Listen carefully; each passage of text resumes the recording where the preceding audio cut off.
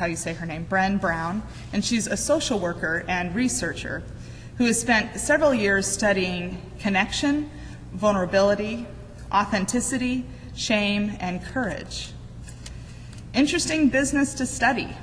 It's not like studying the quality of water or looking at traffic patterns day by day at a busy intersection. These are experiences, feelings, and qualities. They aren't quantitative, but they certainly are qualitative.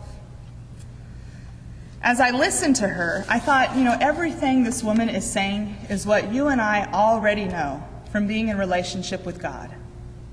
There was nothing new or surprising, nothing that really changed my perspective, but I found her talk very moving, and I recommend you watch it. I'll try to get it up on Facebook and maybe in our email blast this week so you can connect to it. What she says about connection and vulnerability is exactly what we are about as a faith community.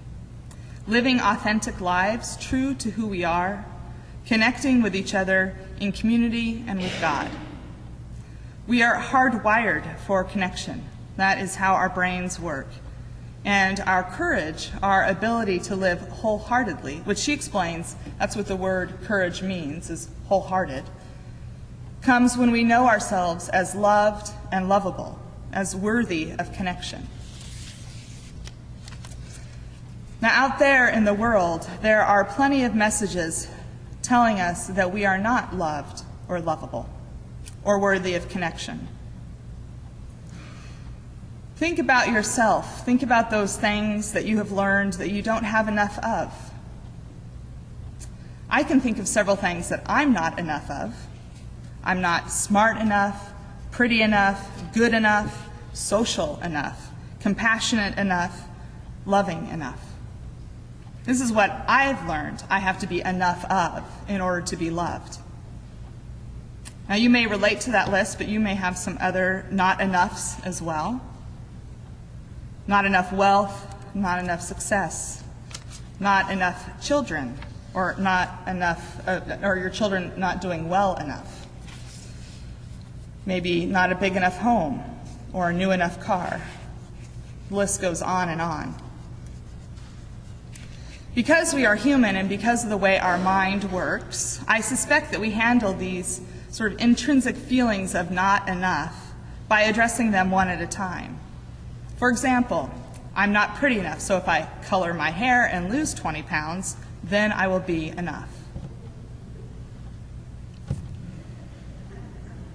But the not enoughs are really symptoms of a larger problem. The larger problem is not what we are not enough of, but rather our thinking that we have to be enough of any one thing in order to be loved. Now, today's gospel is the end of the farewell discourse from John, that esoteric teaching of Jesus's just before he was crucified.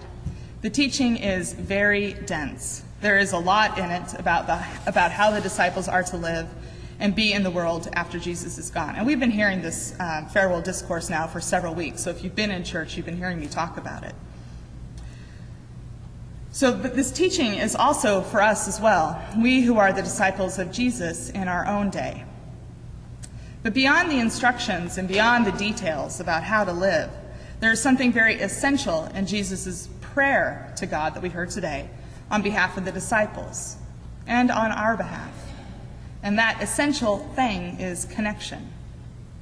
Jesus is establishing an eternal connection between the disciples and God through the Holy Spirit. The Holy Spirit will come to them and to us in order that we might be one with God and with one another. Now, this is important. We are one with God and one another. There is nothing we do to earn this unity with God. We are in union with God, and God is in us, and we are in God. Like I said last week, this means that what we feel and experience is felt and experienced by God.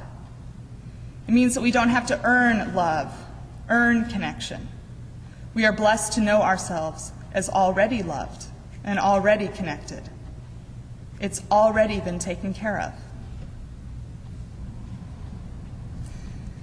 This idea of connection has been very much on my mind this past few weeks as we prepare to celebrate the graduation of Epiphany's high school seniors and send them off to into the next adventure of their lives with a blessing to make them strong and a Bible to support them in their adult journey of faith. And we'll do that today at the 10 o'clock service. All of these young people are entering a period of great transition in their lives. And I'm sure you all can remember when you were their age, or maybe when your children were their age, what it's like. It's years of struggle, of learning, of joy, of some important decision-making, of hard work, as they learn to make their way in the world. And it's especially hard for parents. Parents have to let go. They have to let their young ones struggle on their own and learn to find their own way. It's a pretty high anxiety time for both children and parents, and anxiety in the best sense of being exciting and good, and also in the sense of being a scary time. In her TED Talk, Dr. Brown said this about raising children and how our needs for enough get transferred to them. She says, "Let me tell you what we think about children. They are hardwired for struggle when they get here. And when you hold those perfect little babies in your hand, our job is not to say, 'Look at her, she's perfect.' My job is just to keep her perfect, make sure she makes the tennis team by 5th grade and Yale by 7th grade. That's not our job. Our job is to look and say, you know what? You're imperfect, and you're wired for struggle, but you are worthy of love and belonging." So I'm going to tell our graduating seniors today at 10 o'clock something which I also want to tell you, because it's really for everyone. You are imperfect. You are wired for struggle, and you are worthy of love and belonging. Not only that, but you already have that love. You are already perfectly and deeply loved, first and foremost by God, by your families, by this community. You belong here, or in any church you choose. You are loved, you belong, and you are worthy of it. This is what Jesus is praying for his disciples and for us. That sense of worthiness and belonging, because it's already there in the God who loves us.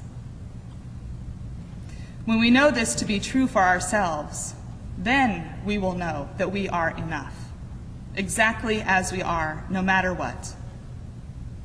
From there, it's just a matter of living as if this truth were true. And it is true. You are enough. You are worthy of love, and you belong.